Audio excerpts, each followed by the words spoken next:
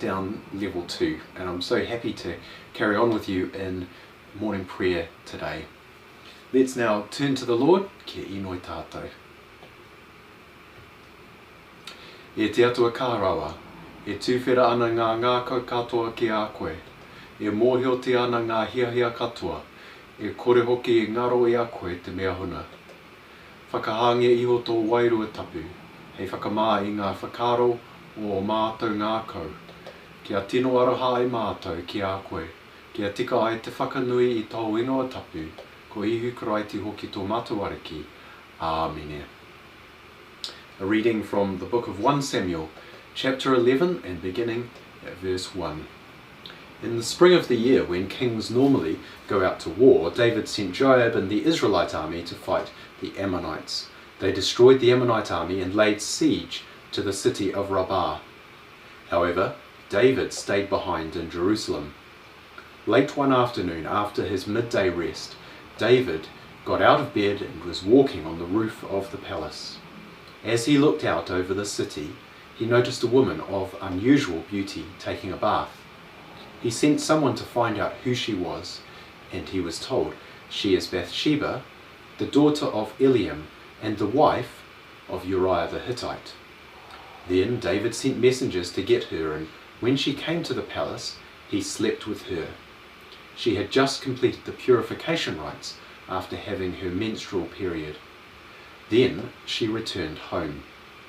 Later, when Bathsheba discovered that she was pregnant, she sent David a message saying, "I'm pregnant." Then David sent word to Joab, "Send me Uriah the Hittite." So Joab sent him to David. When Uriah arrived, David asked him how Joab and the army were getting along and how the war was progressing. Then he told Uriah, "Go on home and relax." David even sent a gift to Uriah after he had left the palace. But Uriah didn't go home. He slept that night at the palace entrance with the king's palace guard.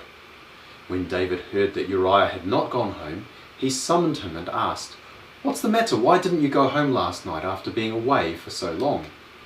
Uriah replied, "The ark and the armies of Israel and Judah are living in tents, and Joab and my master's men are camping in the open fields. How could I go home to wine and dine and sleep with my wife? I swear that I would never do such a thing." "Well, stay here today," David told him, "and tomorrow you may return to the army." So Uriah stayed in Jerusalem that day and the next. Then David invited him to dinner and got him drunk, but even then he couldn't get Uriah to go home to his wife. Again he slept at the palace entrance with the king's palace guard. So the next morning David wrote a letter to Joab and gave it to Uriah to deliver. The letter instructed Joab, "Station Uriah on the front lines where the battle is fiercest, then pull back so that he will be killed."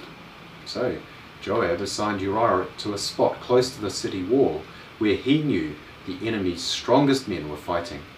And when the enemy soldiers came out of the city to fight, Uriah the Hittite was killed along with several other Israelite soldiers. Then Joab sent a battle report to David. He told his messenger, "Report all the news of the battle to the king." But he might get angry and ask, "Why did the troops go so close to the city? Didn't they know there would be shooting from the walls? Wasn't Abimelech, son of Gideon, killed at Thebez by a woman who threw a millstone down on him from the wall? Why would you get so close to the wall?" Then tell him, "Uriah the Hittite was killed too." So the messenger went to Jerusalem and gave a complete report to David.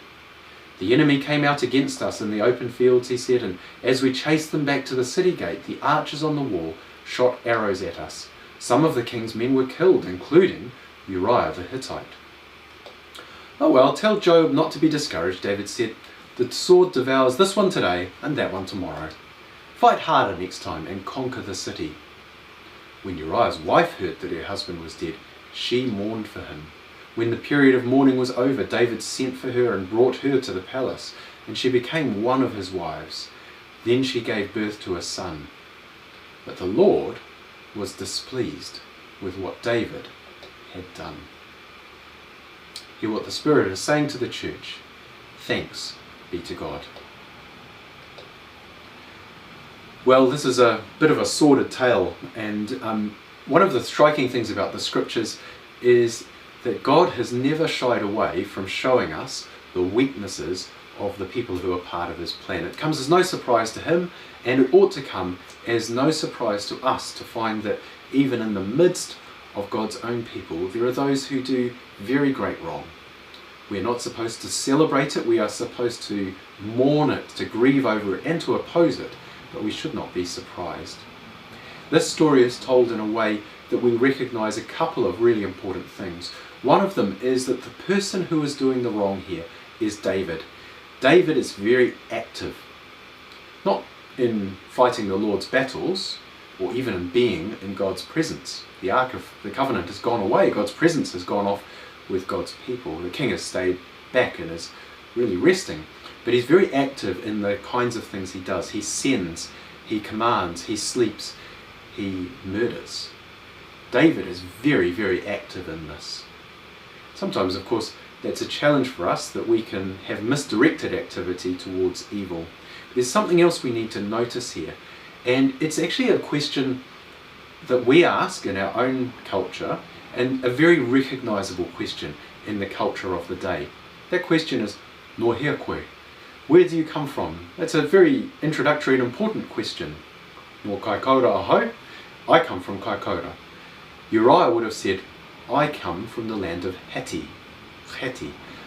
He's a Hittite. He's actually not an Israelite at all.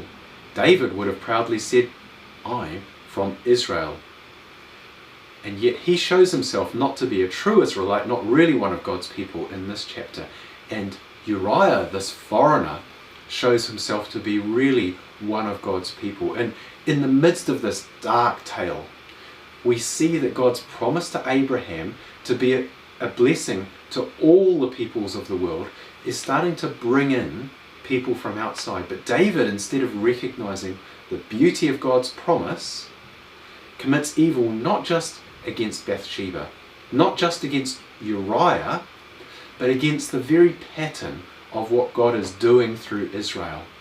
David's sin here is held up not just as a personal moral example to us, but as one that warns us that as God's goodness starts to be extended to people who are outside our own cultural group and setting, the risk is that we harm it by our own sinfulness, because we conceive of God's blessing being poured out for us as an ethnic. David's in the middle of this actual war against other people, and he can't see that God is doing something greater here.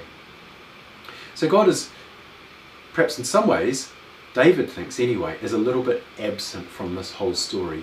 And here's the last thing I want to say this morning about this.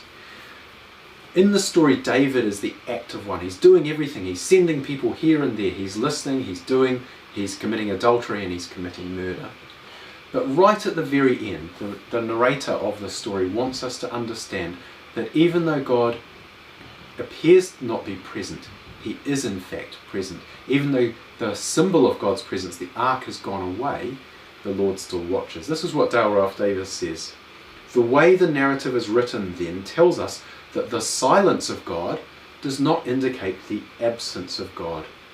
Psalm 11 says that his eyes gaze upon, his eyelids test the sons of men.